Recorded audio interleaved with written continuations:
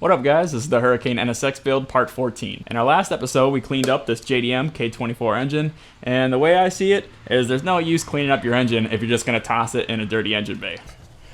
So we're going to clean it up in here. It looks pretty crusty, but I think with the help of some super clean and some elbow grease, we should be able to make it look like brand new in here again. So sit back and relax and get ready for another satisfying cleaning video.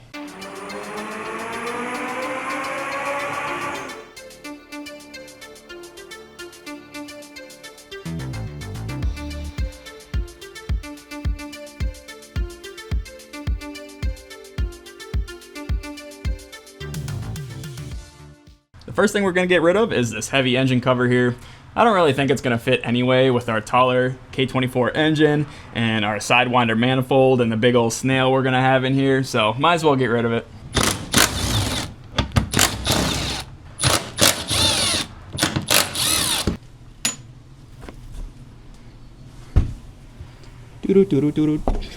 I think it's about time we remove the factory exhaust system using this handy little tool here. It's a pretty cool system, but it's not really going to help us achieve our power goal of 500 horsepower.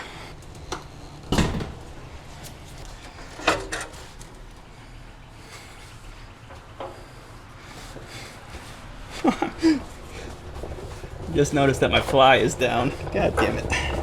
Just like when we cleaned up the K24, the best way to get this engine bay thoroughly clean is to remove all these brackets that are going to get in our way.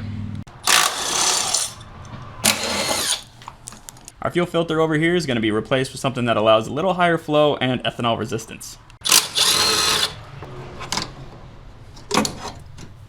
This charcoal canister has got to go. It's a little oversized for our new engine, and after the hurricane flood, it's probably full of slime anyway.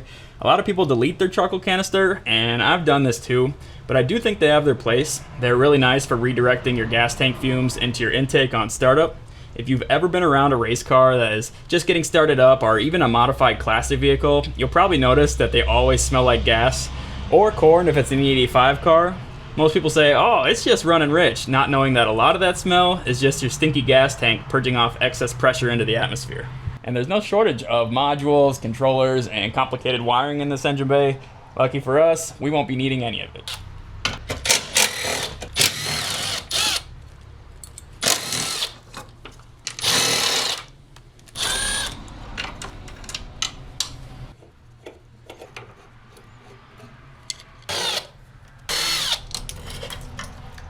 This vacuum controller is crazy. I've got the same thing in my Acura Legend. You can see it's got so many different valves and sensors and vacuum lines going to it. I'm very happy to get this out of here.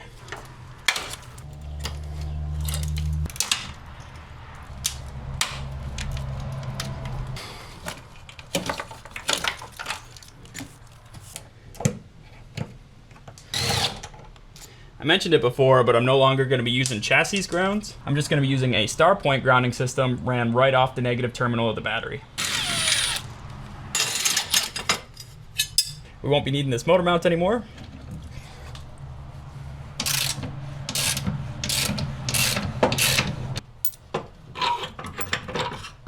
These things are in great shape. Now you'll see on either side of this engine bay, we have these black fiberglass panels. Now obviously the Honda engineers had a reason to put them there. I'm not sure if it's for sound deadening or maybe they act as heat shields. Either way, I'm gonna remove them for now, clean them up, clean behind them. It would be pretty cool for a little extra style points to replace them with a carbon fiber copy. Otherwise, if these are really important for heat dissipation or heat shielding, probably wouldn't be a bad idea to upgrade them to maybe like an Inconel material or maybe that nice flashy reflective gold surface. Just because our K24 turbo will probably make a little bit more heat than the factory C30 engine. That's just the nature of turbocharged cars. I'll have to do a little bit more research before I make that decision.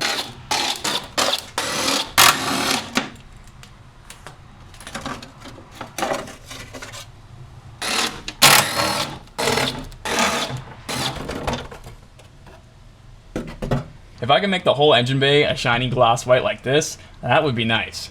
I'm a little concerned about this stuff here. Either it's tar from the road, maybe it's baked on grease from the CV axle boots leaking, or it could possibly be overspray getting up into the engine bay when they painted this thing from the factory. Either way, it is on there. I can't even scrape it off with my nails, so I'm gonna try my best to get it off.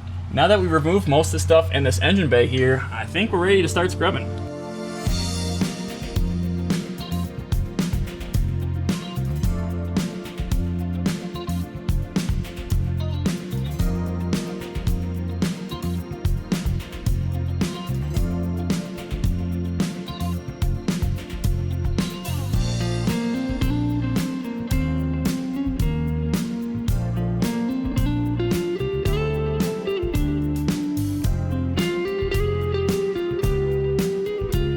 As expected, that black tar shit stain does not want to come off.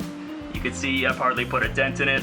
Next step, we're gonna try this goof off overspray remover. It says it works the first time. Let's see about that.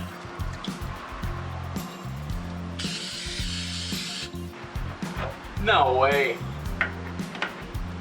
Yes, that is awesome. I can't believe it's working. Using the hard plastic edge of the scrubber here, it's coming off.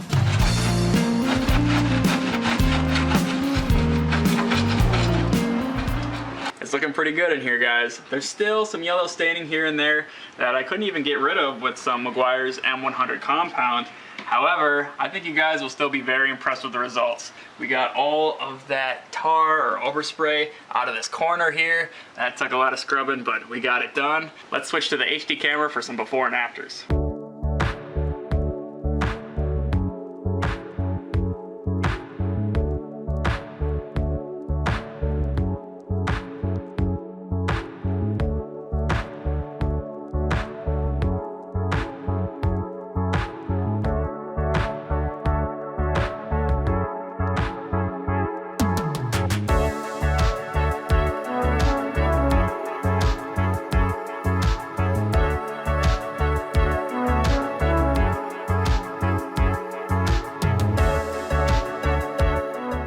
I tell you what, guys, I'm a pretty harsh critic on myself, but I think we did a pretty dang good job today.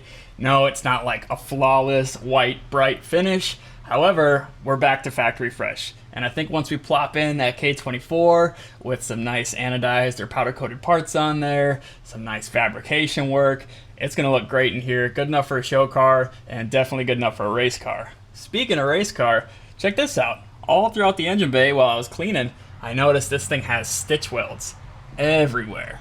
That's super cool to see. So I know when this thing's on the road, it's gonna feel like a very nice stiff chassis. If this was your guys' NSX, let me know what you would do. I know there's some people out there that are pretty OCD that would shave this whole bay, maybe at least do a respray. Some people that would stitch weld the entire thing. If they're real serious, you could get rid of all these standoffs here. The possibilities are endless, and I've got a lot of respect for those who put that much time into their engine bay. Now I tell you what, guys, I'm ready to get going on that engine. However, we're still waiting on some parts. The customer's still sitting on some parts he plans on sending over. So in the meantime, I think the next thing I'm gonna work on is the gas tank. My buddy John from JWP says removing the gas tank on these NSXs is quite challenging. Once we get the tank drop, we'll be able to install a Walbro 450 fuel pump, as well as convert these fuel lines to AN lines.